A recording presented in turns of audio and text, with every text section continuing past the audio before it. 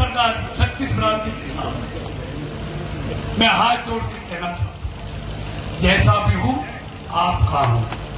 अगर कोई गलती हो गई है तो उसके लिए माफ कर देना। एक बाप भी तो बच्चा गलती करता है, माफ कर देता है। ऐसा तो कभी नहीं है कि बच्चे को घर से निकाल देता है। तो इसलिए जाने अनजाने किसी को लगा हो मेरी बातों से, मेरे व्यवहार से, अगर कोई उनको शिकायत हो तो उसके लिए मैं आपसे क्षमा प्रार्थी हूं। आपके लिए सजा कैसे दी जाती है, आज वही कश्मीर है।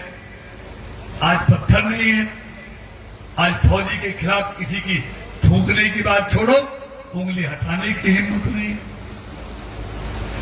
पर ईमानदारी से बताओ, जब मोदी नहीं था तो भारत के सैनिकों के सिर काटकर पाकिस्तान ले जाते थे, लेकिन जब से मोदी आया है सिर काटने की बात तो भूल जाओ। अगर अभिनंदन उनके कब्जे में आ जाता है तो भारत छुड़ाता नहीं है, पाकिस्तान 48 घंटे में उसको छोड़ने आता है। वो आंतरिक सुरक्षा देखो, आज मोदी के आने के बाद देश में कहीं दंगा है, कहीं कर्फ्यू है, कहीं बम ब्लास्ट है, कहीं लावारिस वस्तु है, नहीं मिलेगी। जो ये करते थे उनको मालूम है, पहले उनको सह मिलती थी, आज मोदी के राज में उनको सजा मिलती है। इसलिए उनको मालूम है अगर तुमने गड़बड़ की तो दिल्ली में मोदी और यूपी में योगी बैठा है, ऐसा इलाज करेगा कि नानी याद आ जाएगी। देश की हालत बदली, ना इलाके की हालत बदली, उनके गांव और घर के जाके देख लो, अपने गांव की हालत भी उन पर नहीं बदली। मेरी बात झूठी हो तो खुद जाके देखना। और जिनको देश में 50 साल दिए और फरीदाबाद में एक इलाके में 25 साल दिए, वो कहते हैं हम हालात बदलेंगे। मेरी बात झूठी हो तो जाके जरूर देखना, झूठी हो तो मुझे जो सजा दोगे वो मैं भुगतूंगा। उनके अपने गांव की हालत जाके देखो। जो इंसान अपने गांव की हालत नहीं बदल सकता वो आपकी हालत बदलेगा। जहां रहता है सैनिक कॉलोनी, आप बहुत बार गए हो, बहुत लोग गए हो, मंत्री रहते गए होंगे। अपने उस सैनिक कॉलोनी की हालत नहीं बदली, चलने के लिए सड़कें नहीं थी। अगर उसकी भी हालत बदली तो मैंने और मेरी छोटी बहन ने 17 करोड़ की आरएमसी की सड़कें बनाकर पानी देकर हमने अब इन 5 सालों में उनकी हालत बदली है। होता था तब भी दिया, भटकल में भी 10 साल दिया। बहुत लोग वहां देवला के आसपास रहते होंगे, सेक्टरों में रहते होंगे, अपने गांवों की हालत नहीं सुधरी। एक गांव की बात नहीं कहता, आपकी रिश्तेदारी होगी, यारी होगी, अनंतपुर जाके पूछना, लकड़पुर जाके पूछना, पाली जाके पूछना, भाकरी जाके पूछना, इस गांव की हालत सुधरी।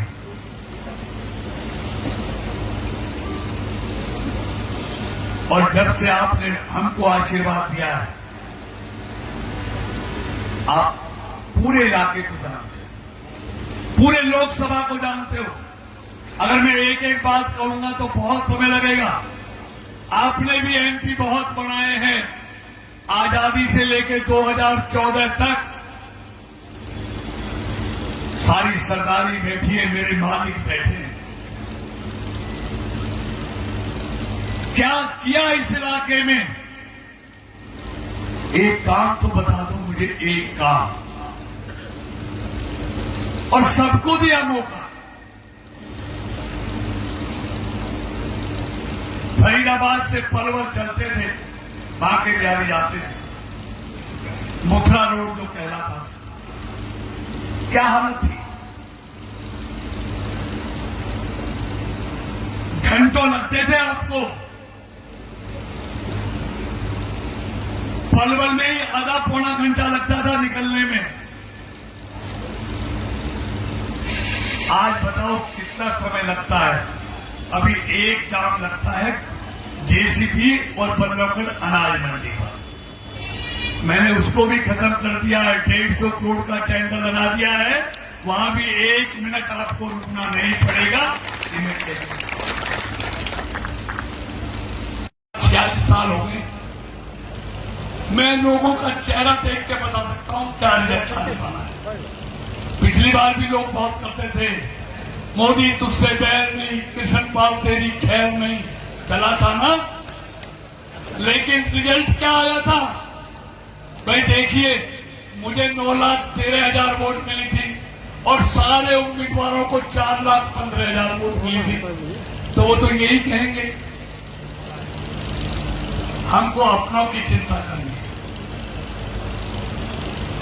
24,30,000 वोट है आज, 3.25 लाख नया वोटर और बन गया है। 18 साल वाला जो मोदी का मुरीद है, आप तो है ही हैं। जो युवा मतदाता है वो मोदी पर जान छिड़कने के लिए तैयार है, वो और बन गया है। इसलिए चिंता मत करना, कोई घबराने की बात नहीं है। जो मैंने कहा है, मैंने कहा ना, मैं ब्राह्मण तो नहीं हूं जो पत्राबाज दूं, लेकिन अनुभव बहुत है राजनीति का। जीत आपकी होगी और 19 से बड़ी जीत होगी।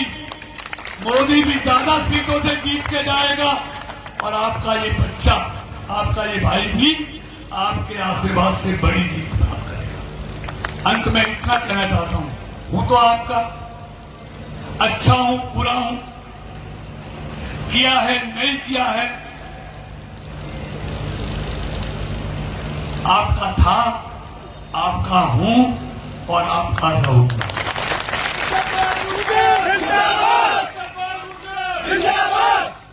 एक बात और कहता हूं, जब मतपेटी खुलेगी ना, उस दिन टीवी पे बैठ जाना आराम से। 16 लाख वोट फरीदाबाद में है, शहर में। आपके बीच में कह रहा हूं, कांग्रेस वोटों के लिए तरस जाएगी, तरस। हमें रिजल्ट देखना। अंत में आप इतनी बड़ी संख्या में आए, इसलिए मैं इंसान हूं, कुछ गलतियां भी हो सकती हैं और बड़ा वो होता है, अगर गलती हो तो माफी मांग ले, और कोई गलती कर दे तो उसको माफ कर दे। बड़ा आदमी नहीं, इसलिए मैं तो आप लोगों का, जनता के छोटा सा अपना सा सेवक के रूप में मैंने काम किया है। इतनी मेरी पहचान है भाई।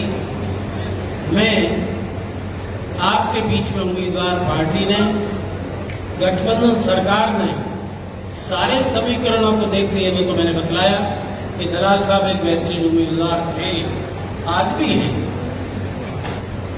आवाज को ये देखते हुए कि नहीं, बेहतर ये होगा तो महेंद्र प्रताप को लाओ, कई समीकरण जो पब्लिक की नहीं कहे जा सकते।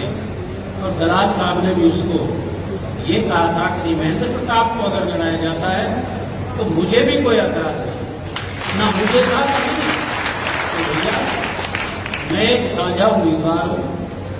मैं उम्मीदवार हूँ तो करण दलाल जी उम्मीदवार है, करण दलाल जी उम्मीदवार हो तो महेंद्र प्रताप जी उम्मीदवार है। तो आप अभी मेरे माननीय साथी कह रहे थे कि भी जनता में एक लहर कुदरती सी तौर पर चल रही है। मैं भी देख रहा हूं कि जहां भी, जिस क्षेत्र में भी, जिस गांव में भी मीटिंग होती है उसमें हजारों लोग दिल भावना से इकट्ठे होते हैं। तो इसमें कोई दो राय नहीं है कि इसके कारण क्या है। इसका कारण, सबसे बड़ा कारण मैं समझता हूं, बीजेपी की 10 साल के जो कार्यकाल रहा है, इसमें सबसे बड़ा कारण यह था, जब बदलाव हुआ, कांग्रेस की हुकूमत थी, मनमोहन सिंह जी की सरकार थी, आपको याद हो। पर जब ज्यादा दिन हो जाते हैं ना, 10 वर्ष का कार्यकाल, तो फिर बदलाव की भी भावना, नएपन की भावना लोगों के दिमाग में पैदा होती है। मीठा एक बहुत बढ़िया चीज है, सबको स्वाद लगे मीठा। मीठा खाते खाते भी आदमी आंख टूट जाता है, फिर नमकीन खाने तो मन आ जाता है। तो ये सिलसिला है। 10 वर्ष में एक बात तो ये रही।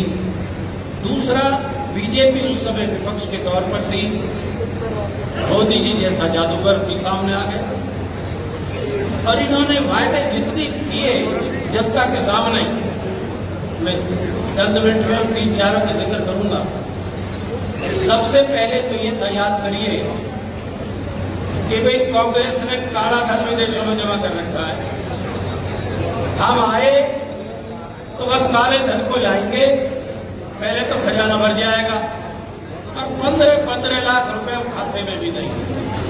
जितने भी भारतीय जनता पार्टी के राज में घोटाले हुए हैं, जो भी लूट खसोट हुई है, कांग्रेस पार्टी ने ऐलान किया हुआ है कि उनकी सबकी जांच होगी, इनके खिलाफ मुकदमे दर्ज होंगे, इनके खिलाफ कार्रवाई होगी। ये बदले की भावना से नहीं, कांग्रेस पार्टी ने ऐलान पहले ही किया हुआ है और हम ये लोगों को विश्वास दिलाते हैं कि जो लूट खसोट भाजपा के नेताओं ने की है, चाहे वो कृष्णपाल जी हैं या मोदी हैं या कोई और है, जब वो जांच पूरी होगी तो इनके खिलाफ सख्त कार्रवाई होगी। हम इस बात का है, इसमें जो भी मदद करेंगे मदद मिलेगी, हम उसको इनकार ही नहीं करें।